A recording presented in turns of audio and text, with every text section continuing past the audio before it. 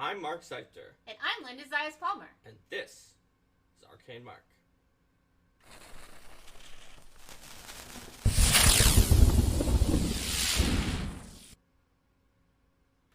Hi everyone, welcome to GM Tools Knowledge and Metagaming. This is a companion piece to GM Tools Secrets and Metagaming, so check out Secrets and Metagaming if you're more interested in sort of secrets and hidden information. This is going to be a little bit more about knowledge, getting out information, some of which is so non-secret that it would almost be like the common knowledge of the setting. So we're going to talk about, like, what does a character know compared to what do the players know? How do you get that across in a way that's good for gameplay, good for just everyone's general sanity at the table, but also verisimilitude of what it's like to live in a fantasy world? Because obviously, if you've generated a 200-page setting Bible for your setting, one way you could get knowledge to people is to just dump it in front of them and say, read this whole thing, you know all of the things in this is common knowledge. I have 800 more pages of secret knowledge that you can't see. But that is an example of something that is not an effective way to get the knowledge. Very rare is the player who would read even any of that if you did that. This would be like, boom, go. That's right. I mean, we have, like, Lost Omens world guides that are, like, professionally written in some cases. A lot of the chapters were written by, like, seriously great fiction authors like James Sutter and Leanne Mercial to be really fun and interesting to read. And still a lot of, like, it's only a certain subset of people who enjoy reading those kind of a book. If it's your 200 pages of notes on your campaign, chances are that you would find, like, the players who are going to actually fully read that and, like, take notes and highlight parts of it and memorize it is, like, a 1 in a million player. Yeah. But, I mean, that's why in published adventures, for example, we take a look at, okay, what's a very short adventure background that is, what are the facts that are actually relevant to this specific case? And we look at that, too, in the mission briefings for organized play scenarios. And I know running your game isn't necessarily exactly like running an organized play scenario, but organized play really has given me a lot of experience with what does it take to distill down the information to what is directly relevant to the players. And especially when you don't know if they have this common foundation to build on of what they remember. Yep. And when it comes to knowledge and when it comes to efficiently inserting it to make sure that it's in there where it needs to be, but that it isn't a huge burden on people to, like, pre-research and then memorize it. One way to work well with knowledge is to sort of take a corollary of the rule that I've talked about a few times from those old Dungeon Craft articles, like the 0th rule, where you don't create more than you actually need. When it comes to setting lore, you probably need to create somewhat more than you actually need. But when it comes to promulgating it to your players, promulgate the setting lore that you need to get across. And that sometimes means giving knowledge to the players when they do not ask for a recall knowledge or a knowledge check, because you realize, wait a minute, they when my player's rogue went up to the guard and said, "We'll use magic to help you, guards," I think that she forgot that magic is outlawed in this kingdom, which she's lived in her entire life. Yes. You might want to, like, be like, hold on, before you say that, I'd like to remind you that magic is outlawed in this kingdom, which you've lived in your entire life. Whereas if as opposed to being like, haha, you didn't roll recall knowledge, so you illegally offer magic to these guards. Whereas if say it's a kingdom that they've visited and they've been in for a while and they've heard that magic is outlawed in this kingdom, but the player just forgot, then maybe that might be more of a recall knowledge type situation. Or if it's something that they might know. But you still might ask for it. Yes, but you would then in that case you would prompt for recall knowledge. You don't have to... You say, before you say that, what's your modifier on society again? Oh, okay. And then you roll it. Yep. Then maybe they critically fail and you're like, oh yeah, guards love that kind of a thing. Well, but if they don't, you'd be like, oh yeah, you remember all that time when you guys got in here and you saw a mage being executed by the guillotine, and they said all mages must die. That was only like, actually like literally 2 minutes ago for your character before you tried to bribe the guard with magic. But I know for you guys it's been 3 months since the last time we played. Yes, exactly. Giving the players the knowledge that their characters should have, particularly if they forgot or if Stump Monkey typed that up at the exact same time. Exactly. If it's been a long time for the player but a short time for the character, just something that the characters really should honestly know. As the GM, you are sort of the view screen into the world that the players are playing into, and at the same time, you're the one who's also the interlocutor, and you're responsible for keeping the fantasy world that everyone is in and the players who are outside of that world connected and reasonably engaged to each other in a way that makes sense.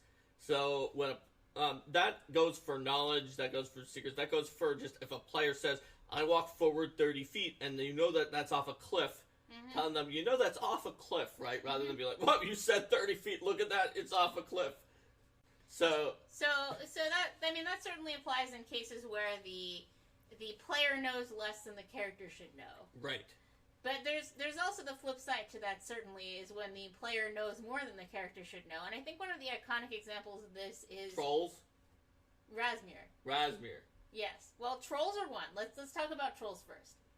Trolls is more of a combat example. So you see a big green monster that has tusks and it attacks you. Aha! I use fire and acid damage. Why? Because it's obviously a troll, and trolls regenerate, except for with fire and acid damage. Razmir is a troll, no wonder he can't be killed. You heard it here, folks. Razmir is a troll. That's right. Or maybe Jason is trolling you with Razmir. Or, the equivalent with, like, it's a skeleton. Clearly, we should use bludgeoning damage. Aha. Oh, it's this. Clearly, some of them are common enough things in the world that you would think their call knowledge is probably pretty easy. Mm-hmm. But, and then it can get to the extreme where it's like you see a big flying monster with 5 eyes and its arms spread onto tentacles, and you're like, this is clearly the Demon Lord Oldulfius of the fiery brand. That means we need to use an orichalcum weapon dipped in the blood of of an Archon that was crying for its dead Azata lover, or else we can't harm it. It's like, why does your character know this? Oh yeah, everybody knows that. It was in obscure Demons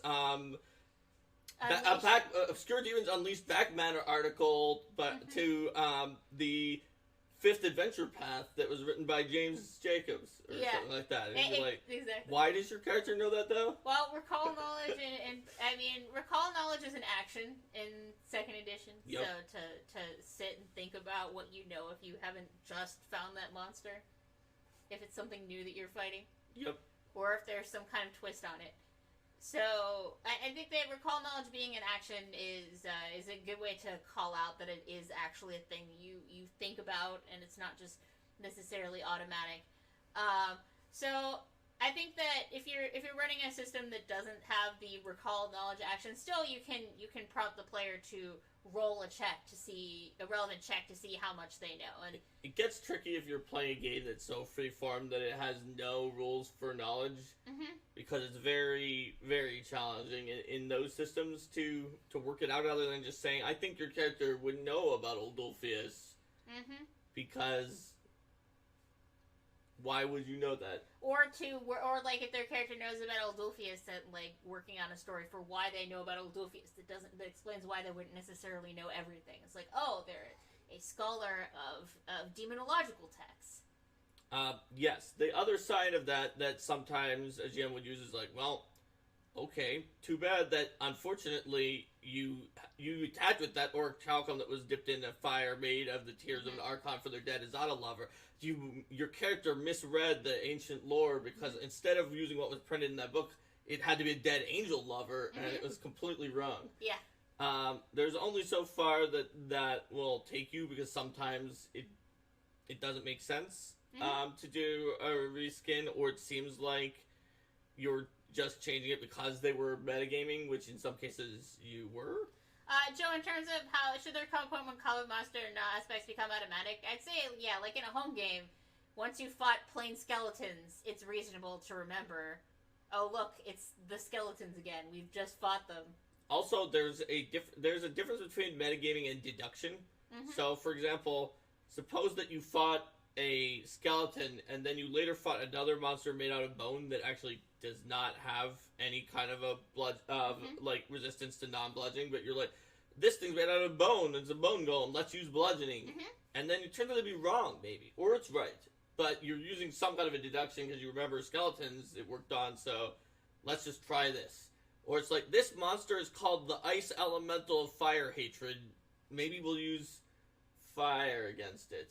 I mean, you may not know its name, but if you see a giant thing made of ice and you throw fire at it, that's probably not necessarily metagaming so much as hoping. And maybe the answer is that it's like brown mold, and it's like it's so icy because it absorbs fire and heals itself.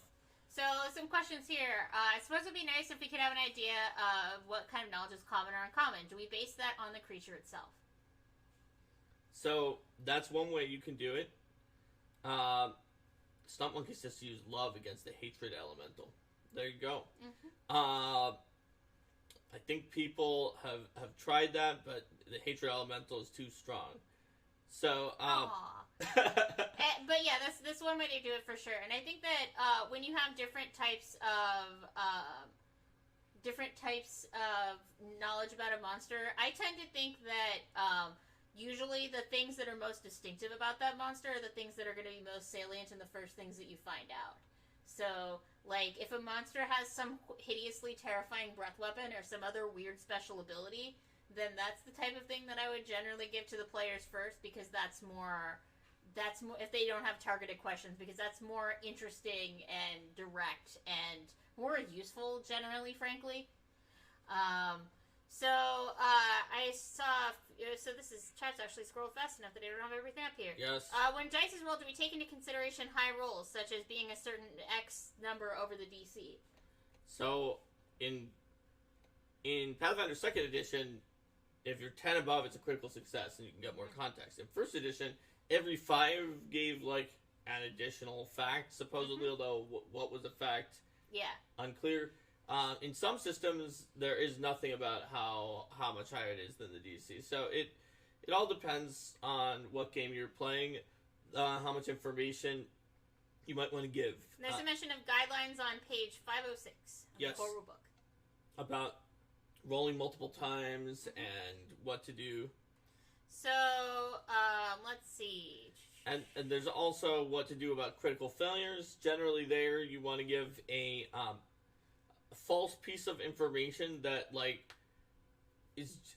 I try to give one that just makes some kind of sense that someone would think that, and usually one that is going to get resolved pretty soon, that it's false in an interesting way, or possibly not cause any kind of concern one way or the other, rather than leaving someone with something that's false that they remember for a long time, or even like leave the session and tell their friends out of character.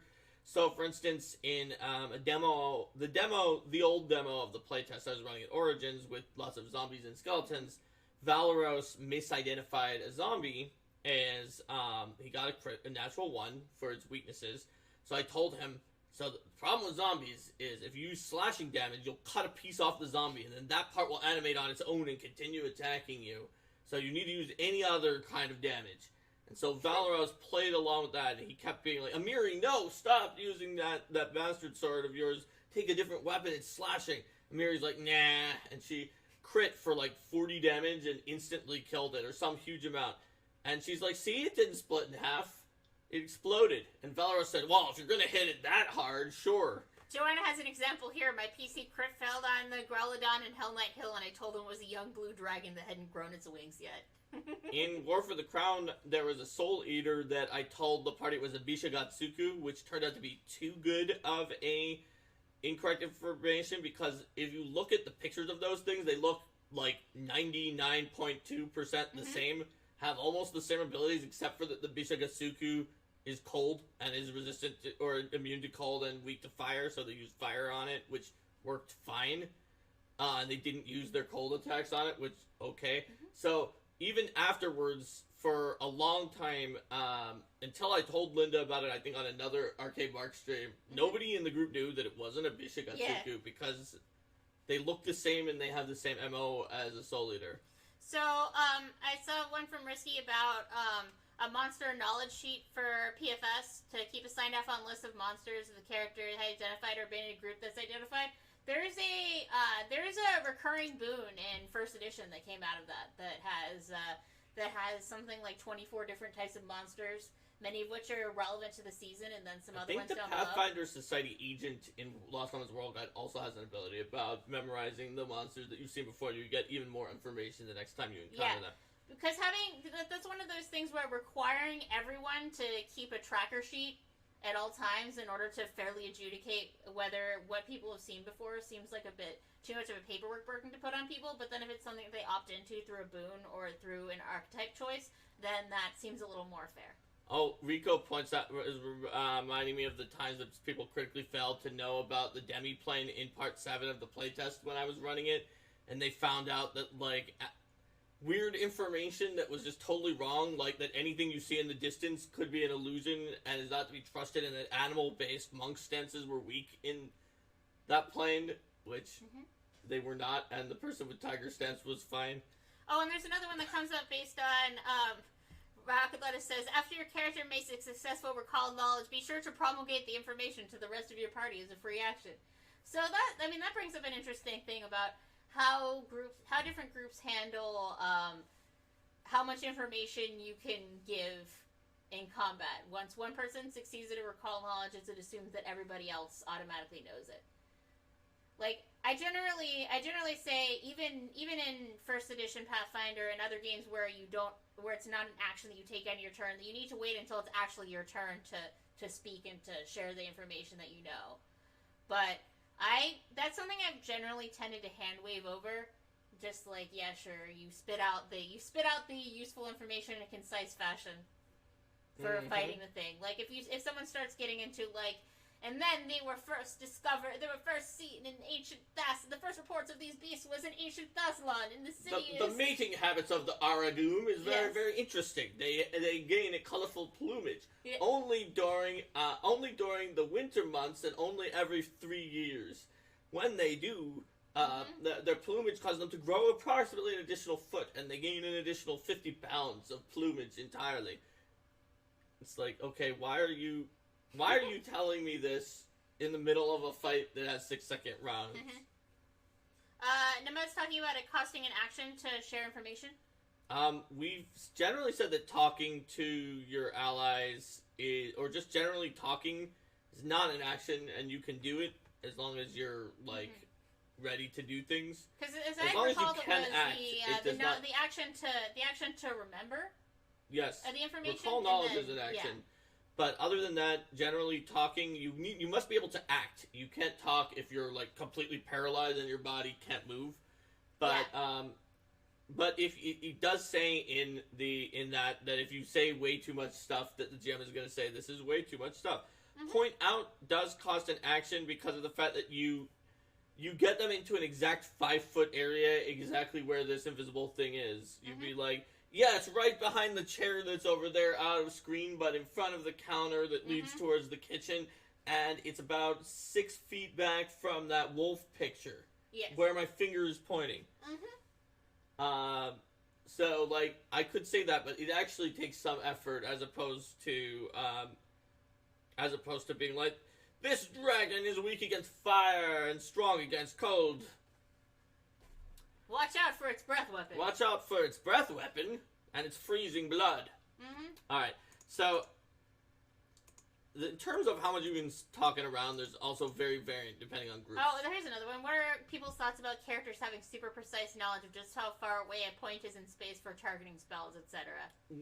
I think most groups just deal with the fact that it's a gamist thing, and somehow when you put people up on a map and they use, let's say in Pathfinder 1st Edition, extended range with a Meta Magic Rod fireball that can go 1,900 feet, be like, these person's 1,905 feet, they're out of range. People usually allow it. In our group, we've tended to use,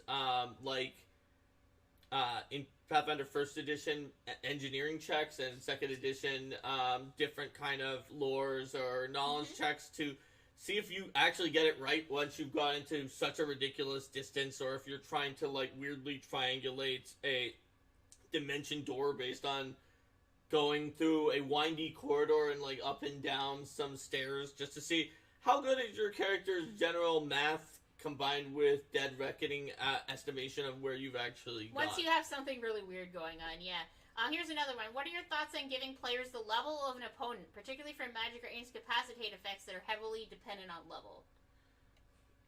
So, I mean, it depends on if you want to give people exact numbers, but what they really need is, in most cases, other than if they're, like, for some reason bringing a panoply of very low-level incapacitation effects and hoping that the enemies they face are really lousy and can be hit by them, is just like, oh yeah, these things are really strong. You'd think that they would be a challenge even for you, and be like, it's higher level. Yeah. As opposed to, oh yeah, no, these aren't that bad. They're about as strong as an ogre, and you fought those before. Yeah, Zathos was typing the same thing as I was saying. There's ways to get across that same information. It's not going to give them exactly what they need if they're like, well, I prepared an incapacitation spell at all spell levels 1 through 7, and therefore I need to know if it's level 9 or 10 or 11. But like, you probably shouldn't have prepared an incapacitation spell that's that low, that's level 1 if you're level 13, because I mean, unless you're very confident about your spell DC, or some incapacitation spells are just legitimately so nasty that you're okay with doing them when people get another step up, but I bet you could find a debuff that's nastier without when you don't take into account the step up on the save. Yeah.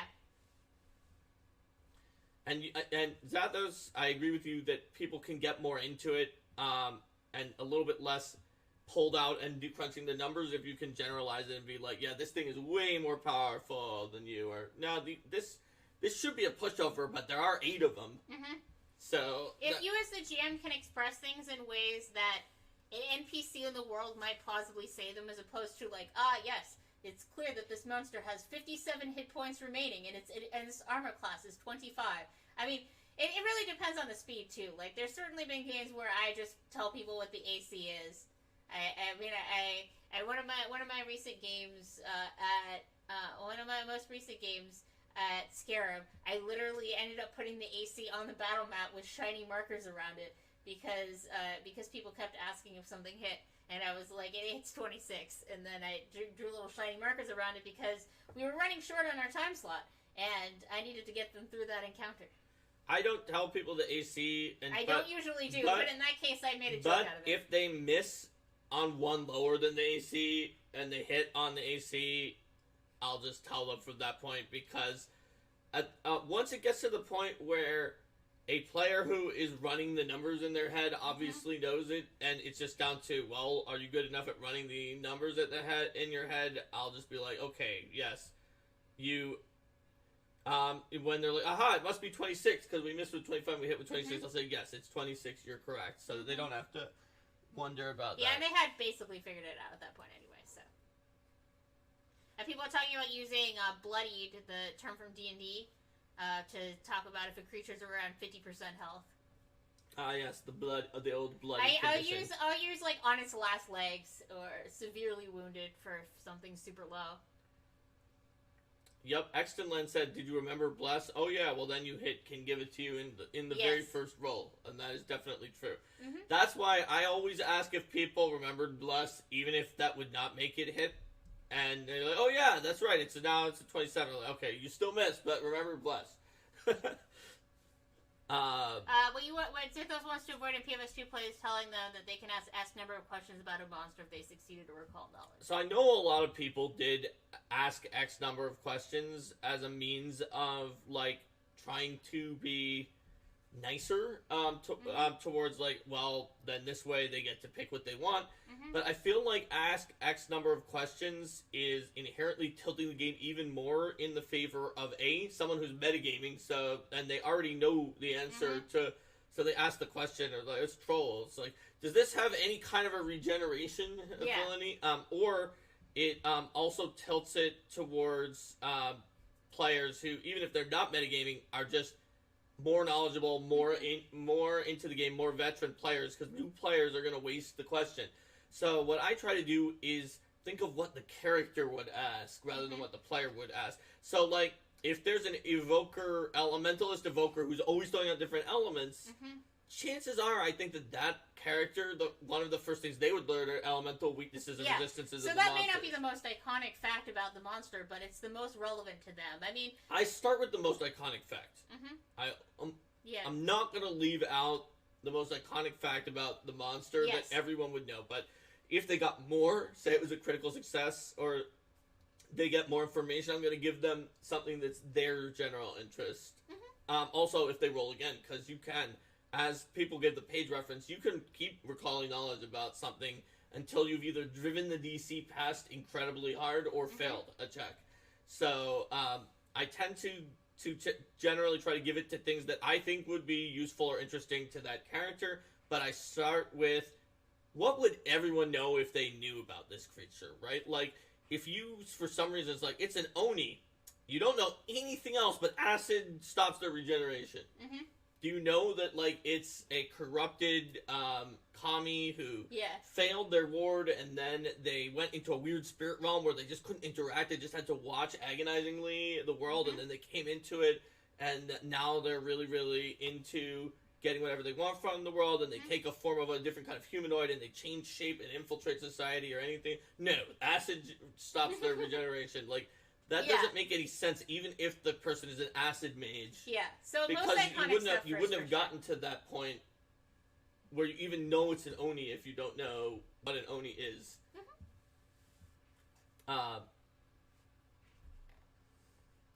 So people are asking about. I didn't see any other questions. I saw commentary. Yeah, people are asking about, like, different things about spending more time and to remember more things. Yeah, if you have more time, trust me, as someone who has done a lot of trivia contests since high school, if you have more time to think about the question, you will be able to remember more things about it than you could have if you didn't. So, but we still didn't actually do Razmir, because monster and in-combat knowledge was so interesting to the audience, which is great. There was a ton of really good feedback in the chat. Razmir is sort of the iconic example of what happens if there's something that the players know, which is the iconic fact about Razmir, that Razmir is not actually really God. Right. But in the setting, it says that basically no one in the setting knows this. Yes, Razmir is one of our most iconic examples in Pathfinder. I think maybe the iconic example from just a really, really great campaign setting that was back in that I got back in during D&D 3rd edition, Eberron, which in the big campaign setting book, the one with the players that has your Warforged and your new classes and everything, and you just flip a few pages and find out about the nation of Karnath, which is a really interesting nation. It's got some undead going on. It's ruled by lawful evil people, but they want peace, and the neutral good people want war. That's cool. But the problem is that there's a giant sidebar just smack in the middle with a big text being like, Karnath's ruler is secretly a vampire and nobody knows. And, like, you can't avoid that spoiler about the ruler of Karnath.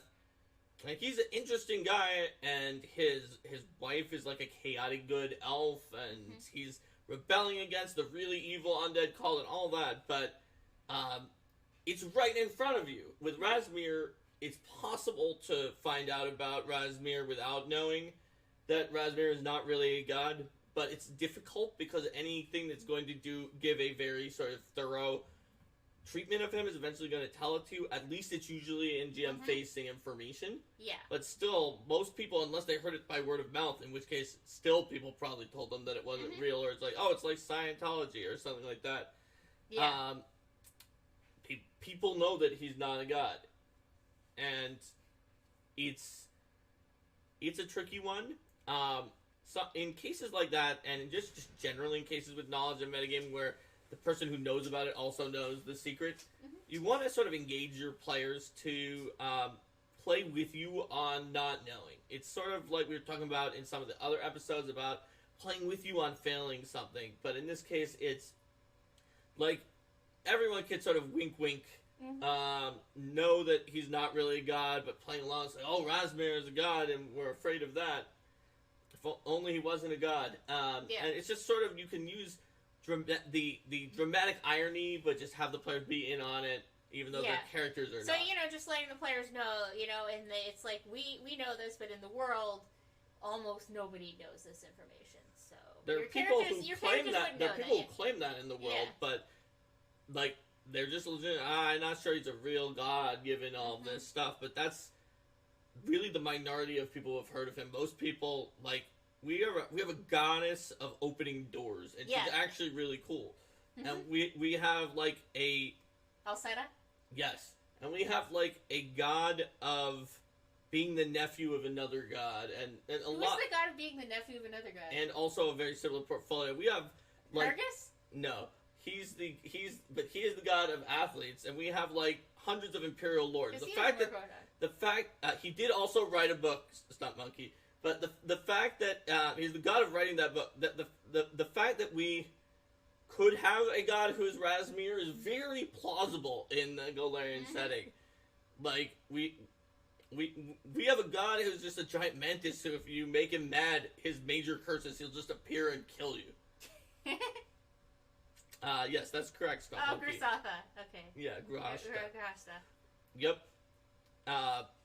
So, like, it's when people are just like, oh, he's definitely not a god, it's actually, in world, a very implausible statement given how many things are a god. Oh yeah, Xiphus, right? The deity of accidental death. Yep.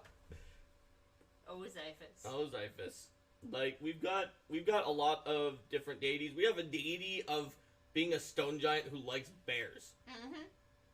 Like, how many stone giants actually like bears? Enough for a deity, so... Yes. But Razmir's, compared to that, Razmir is a plausible deity. We know that he's not, but it can be just as fun to have a secret you're in on as a player, but that you know that your character is not in on it. Yeah. So that's what you can do, is recruit players to have fun with the fact that their character doesn't know. And I would say that if you have a player that really just is a chronic information giver when their character wouldn't necessarily know it, try to get them to play a super high knowledge character, so that like at least there's fewer instances where they don't know. The player is frustrated by them knowing something and their character not, or struggles with that. That's also something I've not in that I always give information, but in some cases I've intentionally chosen to have a character also have really high knowledge when I wanted them to have a backstory or for other reason. So I did this twice. In Curse of the Crimson Throne, the GM encouraged me to read the Guide to Corvosa in the non-secret section, so I read them and I memorized. I'm the one who does that. I memorized that information.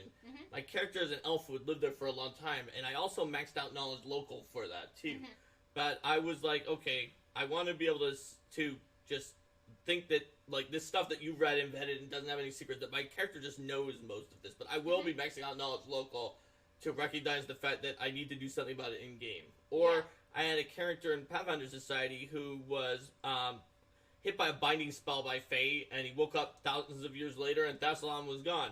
But we just after I created him, the next season was all in Thassalan, and one thing that I did even preemptively was I gave him ridiculously high knowledge history. He was also an oracle. He was an oracle of lore, and the point was I didn't want to get an unfair advantage, but I also didn't want to not be able to know my character's backstory, which might have, which nearly came up because if he had made it to Rage for the Runekar Keep Part 2, there was a knowledge history or die in there, and the answer to it was literally the city where he lived.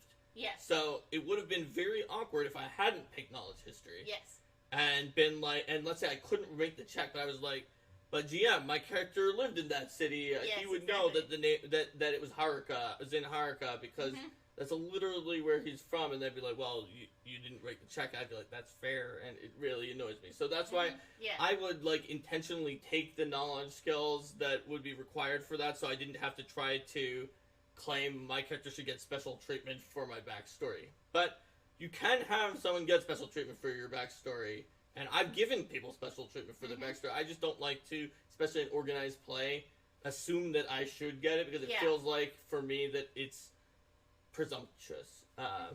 Yeah. And I think that another way to go with that too is that if the player is frustrated by trying to make that decision of what they would know, they can also go in the opposite direction and play a character who really doesn't have that many knowledges, and then play up that their character doesn't really know this kind of information. Right. So if a player really is struggling with that distinction, the summary is that try to work with them to either go with a very high knowledge character or a very low knowledge character, so that they don't have as many of those judgment calls. And if you have someone who just can't help but be like, maybe they're very anti the Scientology vibe and they really want to debunk Razmir as their character, then they can be one of that small minority of people in the Valerian who's a Razmir skeptic and is just always saying that. And make sure you enlist the rest of the players to just be like, come on, why do you think that Razmir is not a deity when this person is a deity? We have, like, a deity of, like, wearing, like, scrolls on your arms. Yes. There's a lot of gods in Valerian, is the point. Yep. That's right. It's funny, because the ones that I try to describe like that are, like, they're all actually really interesting. Yeah, like, they are. But they are... Did somebody mention a contract devil? Clearly a god, says Exton Lab. Could be. Yeah. So that's the Razmir is the sort of arch example that I think of for our setting, and you gave the example of Karnath, which is a more famous example broadly. But yeah, that's the general idea for setting information, and then by the same token, like we talked about before, if they're setting information that the characters should have, then giving that to them. And thinking about and considering, particularly when running home games, what kinds of setting information would a character naturally have. In organized play, it's an excellent, or home games, it's an excellent occasion for a circumstance bonus on the check, because they might have had that information, or just giving it to them if it's something that, like, yes, you definitely know. You could say the DC is lower for them. You'd be like, this is a very easy fact for you, because you should know it. That's also a way that, like, Starfinder does it with themes, is the DC goes down based on certain things that are related to your theme. That's nice, because it means even if you do have a circumstance bonus, they sort of both apply there. Yeah. And it makes sense, too, that, like, the difficulty for someone from this city to know that fact is different than someone from that country, is different from someone who's an interplanetary visitor. Yes. And so by modifying the DC, you're saying inherently this task is easier for you, rather than that you have a bonus against it. It also the bonus is more of a PF1. It also means you can use assurance on it if it's something that would be easy for your character. There's a lot of reasons why, if a task is actually easier for you because of who you are, you should change the DC. Whereas if you're doing something special for it that would make you, like, working together with someone, then circumstance bonus is good. And Joe Junger said you can drop a DC for a situation like that on par with using a background lore skill. Yeah, that's exactly why lores often start with a lower DC, too. Yeah. Because they're more specialized and specific. And Exton Len said, if it's a simple task, can you just use the easy or very easy value? Yes. Or it's incredibly easy if you want it to be incredibly easy. Just because you're level 15 doesn't mean that, like, knowing how to do some basic things suddenly becomes harder. That's right. If it's a basic piece of information that is known to, like, a lot of people who are in the city, maybe not everyone remembers it right away, but, like, most people would eventually get to it, then it's probably a, like, DC 10 or lower, DC 10 task for everyone in DC, lower than that for residents of the city. So, yeah, absolutely. Even if you're level 15, it should not just suddenly become DC 40 to, legendary task, to know what the name of the Lord of the settlement is. Yes. DCs don't arbitrarily now, if he's secretly a veiled master, that's probably at least legendary, especially if nobody knows it. It just may not, you couldn't make a knowledge check to know that. But it's just that it's more that you don't spend time on those things that the characters automatically succeed at, So what's worth your session time is harder, not that life suddenly levels up around them. DC 40, knowing he's a Veldmaster. DC 50, pronouncing algo. Yep. Oh, I just saw there. It looks like your dad gave out 25 tier 1 subs. Oh. After our episode last time. Wow. Yeah, that was like after the episode was over. So how did it decide where to give the subs? I have no idea, but apparently he did. Okay. So I've got to give him a lot of points. If you got a sub recently, if you're one and of you weren't expecting it, how do you do it when the stream is not going? I have no idea. And who got them? Well, Rico says they go to subscribers. Oh, they go to subscribers to resubscribe. They resubscribe current subscribers. So if you resubscribed, then I guess my dad got 25 subs, and also I need to give him XP. Because his XP really matters. Well, I mean, he did ask me like 3 different times to explain what the XP is and how he could use it. But I don't think he's actually going to use it. Alright. Well, like we said with him before, he could always just ask us to run a game when we're visiting. That's fine. He now has over 6,000 XP. There we go. He's on the leaderboard. Sweet. But not on the actual leaderboard because that's for bits and subscriptions. Alright, there we go. Joe Junker says, sorry Dad, I can't run a game for you and your friends until you earn enough XP. No, I run, Linda and I ran 3 PFS 1 games for my parents after, like, they had been dealing with my hobby my whole life, never really playing or trying to learn anything about it, but they're like, well, this is your job now, so I guess we should do something. So my dad likes spies and my mom likes like letter and word puzzles, so we did we started Confirmation, then did Disappeared and Library of the Lion, and so they got to level 2 in they have level 2 Pathfinder Society 1 characters. No, I think raising this guy is worth any amount of XP. It's worth any amount of XP, or is it worth 1 XP?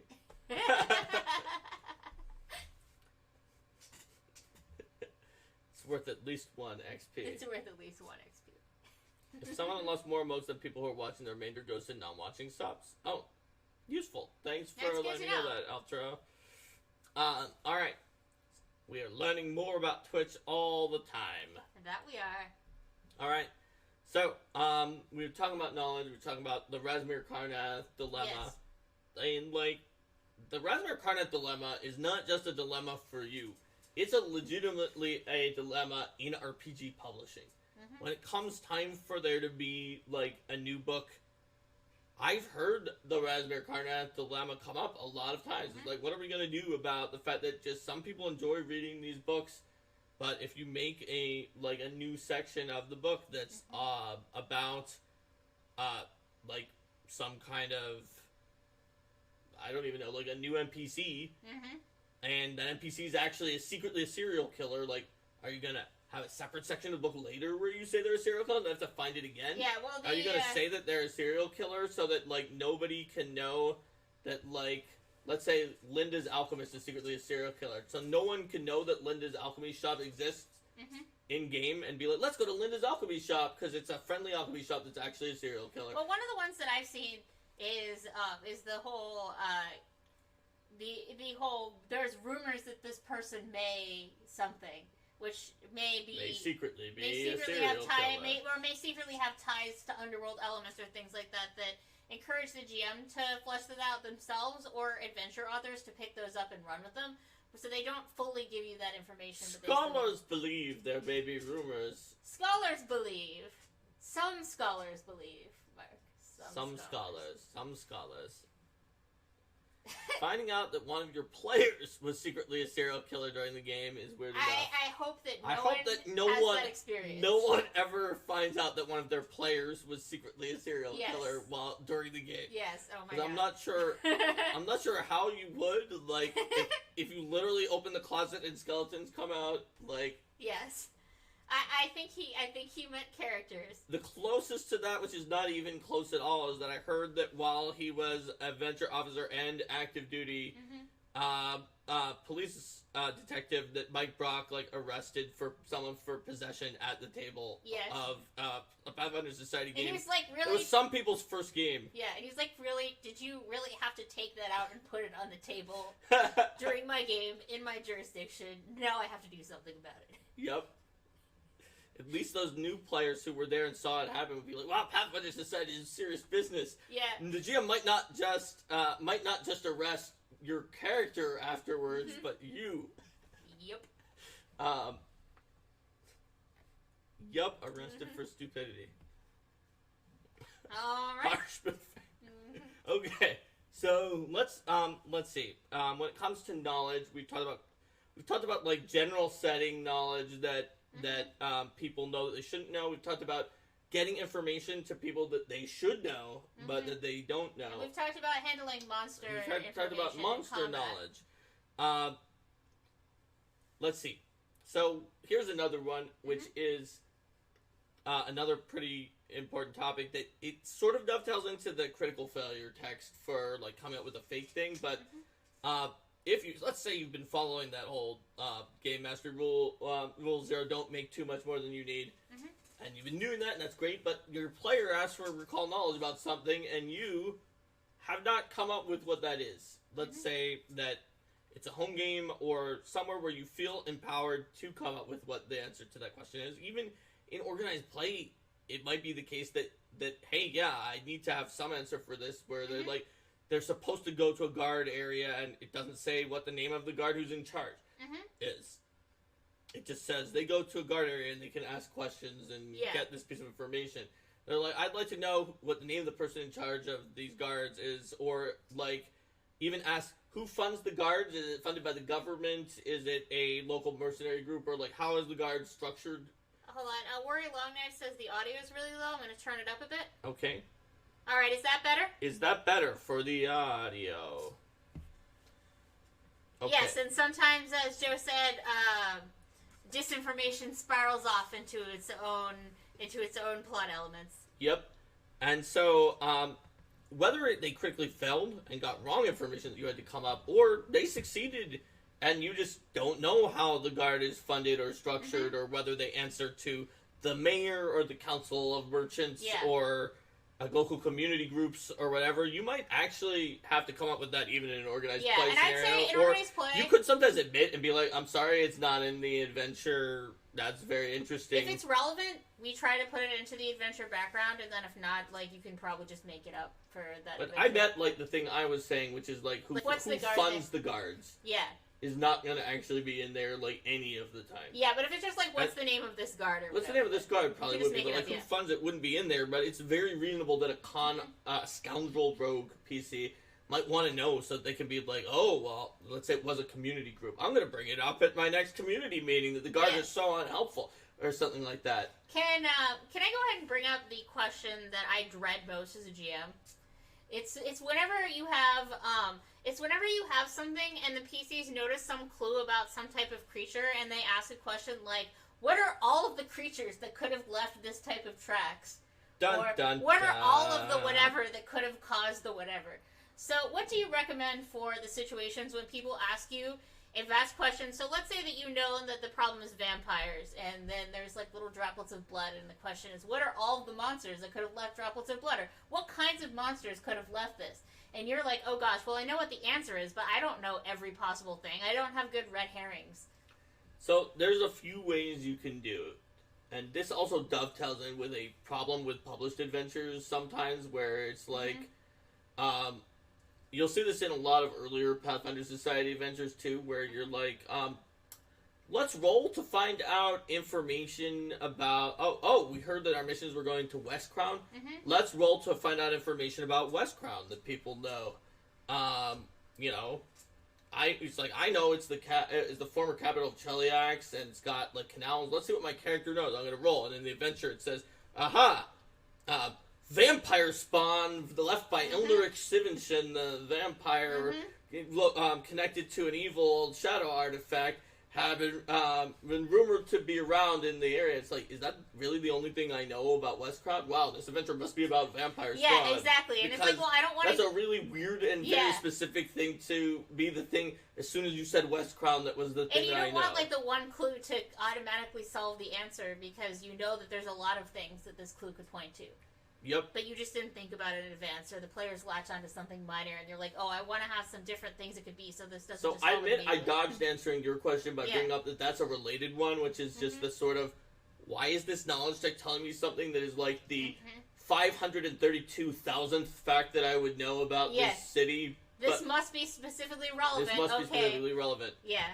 So when it comes to it, you can go from experienced GM to inexperienced GM. The experienced GM answer is collate a bunch of things, or like use a control F for drink blood, or like blood drain in your bestiary to find all the things that have that and just name them all. There are some cases when I prepped it, but if I haven't, the like inexperienced answer to go away with is just be like, to be honest with you, there's dozens of possible creatures that have done this, and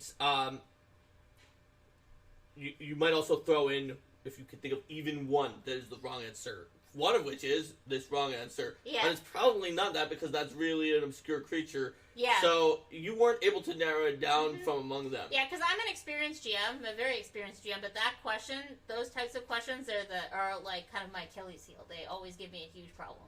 So sometimes and so I have to give the what you call the inexperienced GM answer. Pretty much always, because I'm like, unless I planned for it and I did the research in advance, like, those kinds of existential questions, like what are all the possibilities of this kind of things, those kinds of existential questions are the hardest type for me to answer. So yeah, I would say that in general, though, it's a game where you are the window of information into the world, and that window could sometimes say that the answer is not enough information to figure it out, rather than giving a dump of too much data that the correct answer is hidden, and just say, there's too much, you can't figure out which one yet, but keep that in mind. When you find another piece of information, you may be able to combine those two and, exactly. and narrow it down. So once you find 3 clues, then it's like putting together this and this and this. Then you know only a vampire is possible. Yeah, but I've noticed you doing it sometimes where you'll give like that longer list of possibilities, and then we kind of mull over things, and then we're looking to narrow it down from the facts specifically, and that's not something I've been able to pull off. So that's true. Okay. So like. It all depends on your style. I think it's perfectly reasonable to say you can't narrow it down. There's too many options. I've even done that occasionally myself. But one of my things is memorizing long lists of what is around. Like having the Bisha Gasuku that I gave an example before, just on the top of my head to pull out as a fake example. Just I immediately gave that and said that that's what it was and started talking about it. Well, now that critical failures on knowledge is more of a thing. I find myself looking to do more research if I think there's going to be like a really interesting thing to put in as the false information. And Pathfinder Society scenarios sometimes give you a cool critical failure. Yeah, we try to put in specific critical failure stuff whenever we have interesting things. There's some that I've liked that in Society that have been like, the critical failure and the success both say you learn secret words to say to constructs. Yes. But the difference is, and so the player, even if they've read the scenario, doesn't know if they got the right words, because when you try to use it, if it was the critical failure, it actually buffs the constructs instead of debuffing them. So trying to have those critical failures where they make an encounter a little bit harder if you use that false information, and the critical success makes an encounter a little bit easier. Stunt Monkey says, depends on the character's knowledge. If none of them have great skills, then you really don't know is a perfectly fine answer. Yes, but even if they have great skills, assuming that it really isn't, you know it's not enough to whittle it down. Like, let's say you find out the monster had grab, but you don't know what all monsters have grab except that this monster has grab, and that's your only clue. Even if they have a lot of knowledge, you can be like, your character is a genius, and you think of over 200 creatures that have grab that it could be, and you're not sure which one. Oh, yes. But you don't have to name the 200 creatures, you just say, like a gorilla, or assuming that, I don't think they actually have grab, but like, it could be over 200 creatures, including a gorilla, although a gorilla is not very plausible. And give an example that you even say is not very plausible that isn't right. Yeah. Whether he's talking about beware, what you bring up in the spot may become a thing. Your cool idea that isn't real might become a thing later. It's possible. Yep. People may chase that critical failure down a giant rabbit hole. it's definitely possible. Yes. So I think that sort of genre of I don't have the information ready is sort of that we're covering now is sort of the last spoke of the knowledge wheel. Yeah. And sometimes we haven't said this yet, but you need a little while. So you just say, let's take a 5-minute break. And then when people come back, you have something to tell them. And that can work in some situations because of the fact that it gives you time to put things together. Yeah. And the 5-minute break is, I think, an underused tool in terms of time to regroup, time to set your things up, time to look something up, time to give a better answer, which is something that is exciting or interesting. And in organized play, to go back to the guards, is it a community organization? You could just say, listen, this isn't in here, so I want you to know in case they later come back to this city and do tell you that it's not this. But I really like that you're trying to play to their backers, or we're going to say it is a community organization. Yeah. But just to let you know, I made that up for this table, and it may not be the truth about the guards in this city. That's a good way to go about it if you're concerned that people are going to then get confused by information later on. Because other than just being like, sorry, that's a really cool idea to try to go after where they get their money from, but I don't know, so we can't use it because we might get it wrong. Yeah. It's better to be like, yeah, we're going to say it's this, but just so you know, that was something I had to make dubious knowledge. Rico has a character, a player that has a character with dubious knowledge, and the player delights in them having to improvise. And it's not a serial killer. And they're not a serial killer either. That you know. Oh, dear. All right. Yep. I think that about covers it. Now, if Rico himself has dubious knowledge, and he just told me that the player delights in improvising correct information and is not a serial killer, that means one of those two was incorrect. Alright. Cruising from Mars says it's a good thing AI isn't really people have the market corner on information prototyping. Aha. So with that, let us, I think we've pretty much covered this, and let's go ahead and say goodbye to YouTube. Alright, bye YouTube, see you next time. Bye!